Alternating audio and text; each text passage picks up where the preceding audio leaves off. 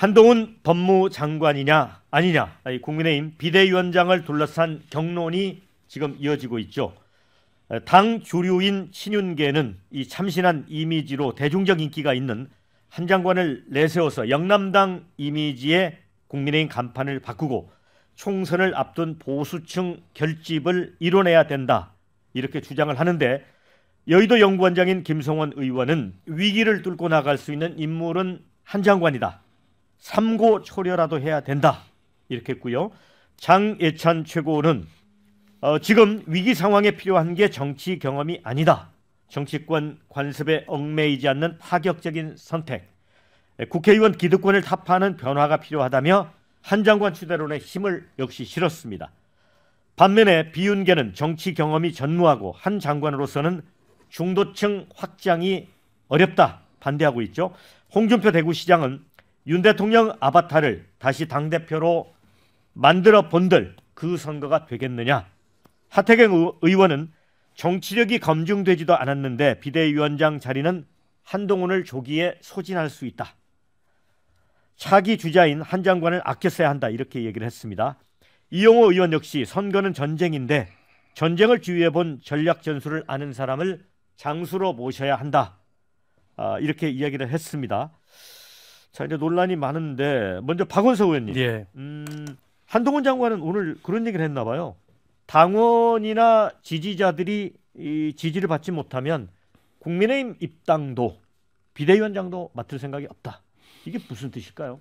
글쎄, 그런 얘기를 실제로 한 건지 안 한 건지 알 수가 됐습니다. 없죠. 뭐 그렇게 전달이 됐는데, 이제 그런 얘기를 실제로 했다면 당의 총의가 모이면 하겠다는 얘기겠죠. 그러나 이제 당의 총의가 모이지 않으면은 굳이 내가 지금 이 시점에 리스크가 있는 선택을 할 필요가 있냐라는 뜻도 한편으로는 담고 있는 것 같고요. 어찌됐건 국민의힘 내에서 어떤 결정을 하건 뭐 국민의힘이 책임질 문제이기는 합니다만, 근데 객관적으로 보기에 지금 어쨌든 강서 재보궐선거 패배 이후에 또 김기현 지도부가 좌초하고 중간에 혁신위도 뭐 사실상 빈손으로 종료되고 어떻게 보면 여권이 큰 난맥상에 놓여 있는데, 그 원인에 맞는 처방을 하는 게 저는 맞다고 봅니다. 근데 그 원인은 사실은 대통령이고 어떻게 보면은 수직적인 그런 당청 관계, 여기에 있는 거라고 자체적으로도 많은 진단이 나옴에도 불구하고 한동훈 장관을 선택을 한다면 이제 그런 진단과는 달리 한동훈 장관이 갖고 있는 스타성에 주목을 해서 총선 앞두고 비대위원장을 세우겠다라는 것일 텐데요. 야당 같아요. 좀 그런 얘기를 하는 분들을 보면.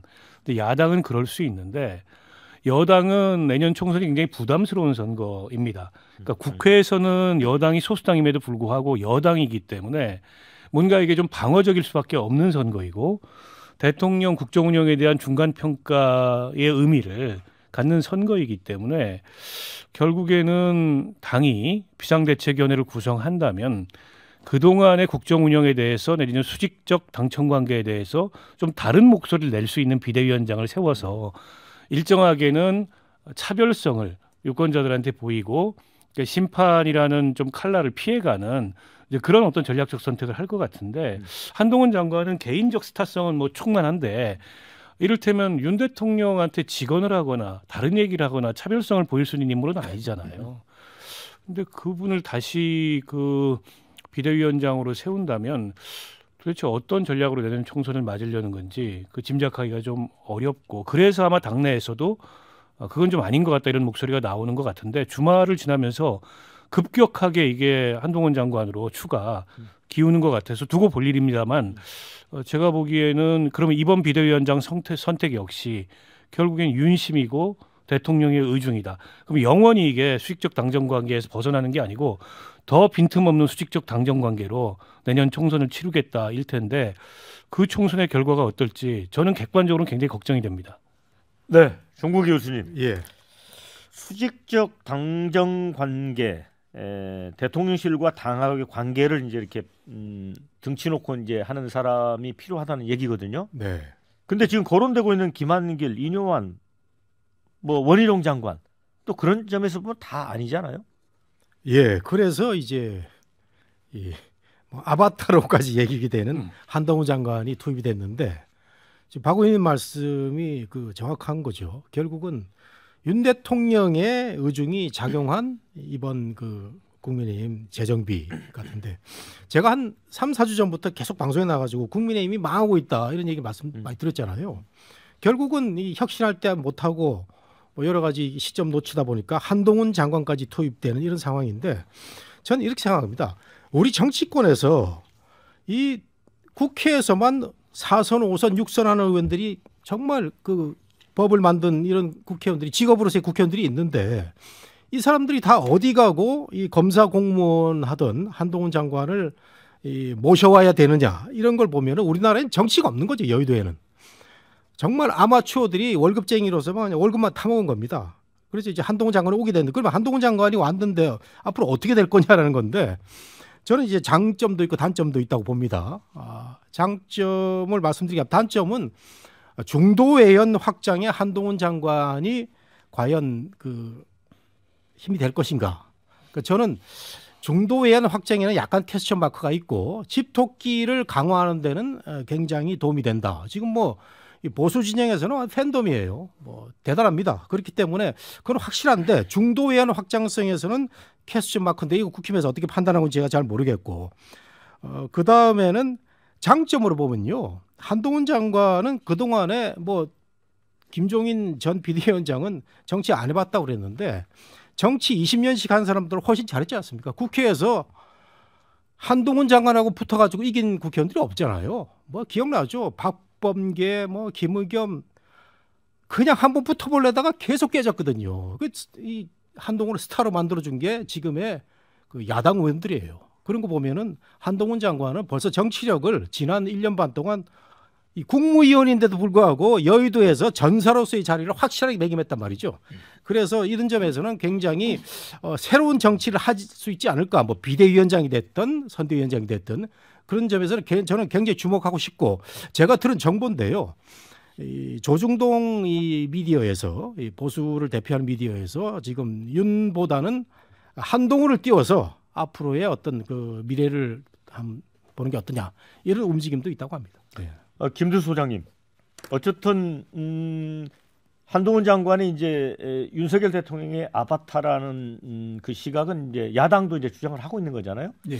야당 일각에서는 뭐 한동훈이 비대위원장하면 오히려 땡큐다 이런 얘기도 있는데 정말 그렇게 생각하는 건가요? 일단 뭐 지금 현재 돌아가는 민심을 보면 그런 이야기를 할 수는 있는데 네. 이제 민주당 전략이라는 게 상대적으로 뭔가 핵심을 하지 않고 기다리는 전략. 정말 뭐 좀 쉽게 비유해서 감나무 밑에서 입 벌리고 감 떨어지기만 기다리고 있는 것 같은 이런 느낌을 주고 있으니까 말은 뭐 그럴 수 있긴 하지만 민주당 내의 핵심이나 민주당 내가 이 경쟁에 이길 생각을 해야 되는데 그렇지 않고 이제 반사이익적 측면만 고려하는 것 같아서 좀 그런 말이 좀 아쉽고요.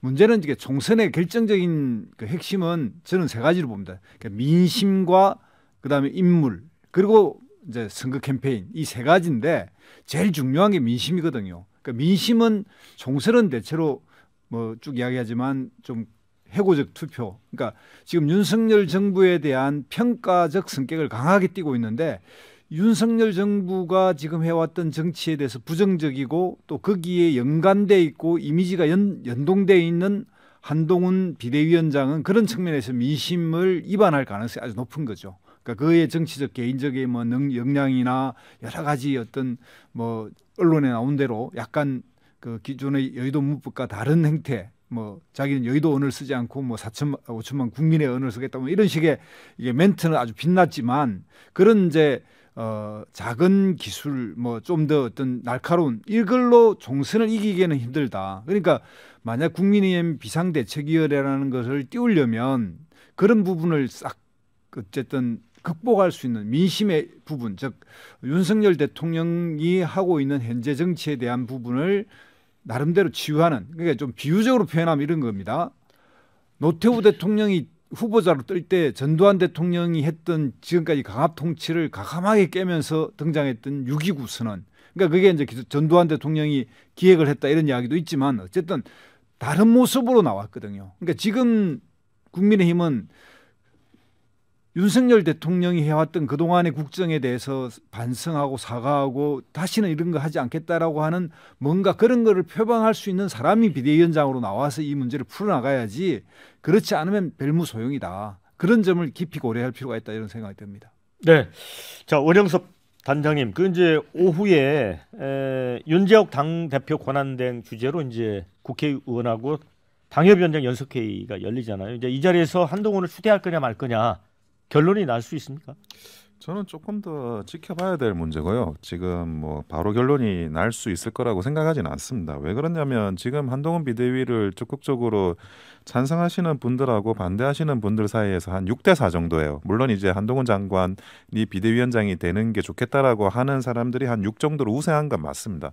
근데 나머지 4 중에 한 2는 한동훈 장관이 이제 그 선대위원장으로 가되 비대위원장으로 가면 상처가 날 수 있으니 대선 주자로서 아끼자라는, 그러니까 한동훈 장관을 좋아하면서도 아끼자라는 취지에서 반대가 한 이 정도 있고, 나머지 2는 전략상 안 맞다는 거예요. 한동훈 장관이 그 친윤 이미지나 아니면 프레임이나 이런 모든 면에서 지금 비대위원장을 맡게 되면 오히려 전략상 불리해진다, 이런 식의 주장을 하시는 분들이 또 한 또 이 정도 있거든요. 그런데 그분들 이야기가 어느 정도 뭐 다 일리가 없는 건 아닙니다. 지금 이제 그 한동훈 장관의 인지도와 이미지, 프레임 이런 걸 따지자면 이재명 대표와 한동훈 장관, 결국 이제 범죄자와 범죄자를 쫓는 순경, 이 문제로 해가지고 프레임을 짠다는 건데, 근데 민주당에서는 공천이 끝나고 나서 이재명 대표를 내리자라는 그런 안도 사실은 고려되고 있다고 하거든요. 근데 이재명 대표가 내려가 버리면 그러면 한동훈 장관과 이재명 대표를 프레임화 시키려는 것도 약간 이게 불발이 나버립니다. 그러면 다른 이제